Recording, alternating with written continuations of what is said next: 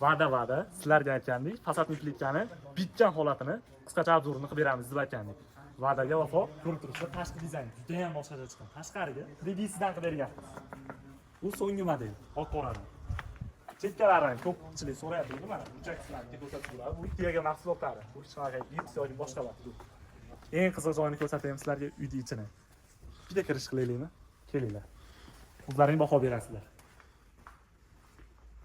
450 kvadratli xona bor. Bu mramordan qilib berganmiz. Mramorda ham abrisovka holatdagidan qilib berganmiz. Bu juda ham boshqacha chiqqan. Bunga moslab o'sha taraqlarimiz, tiyaga hammasini moslab berganmiz. Bu tomonni qo'lini bitta keng ko'rinishni bitta ko'rsatib beringlar.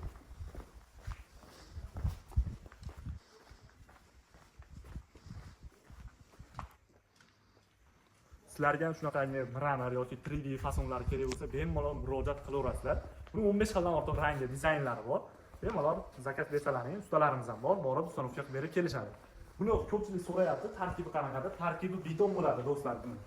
Gips yoki boshqa narsa emas, bu beton. Eng zo'ri devor tanlanadi. Sho'r bormi, zax joy bormi, pena-blokmi yo boshqa g'ishmi, hammasiga qatirsa bo'laveradi. Eng zo'rini aytaymi sizlarga. Bir marta remont qilasizlar, shu bilan qayta remont qilasizlar. Buni yuvib turib ishlataverasizlar. Sizlarga ham shunaqa sifatli fasadni plitkalar kerak bo'ladigan bo'lsa, bizning manzil Farg'ona viloyati Qo'y tumanida joylashgan. Obuna bo'lib qo'yishingiz sanchmasin, jigar.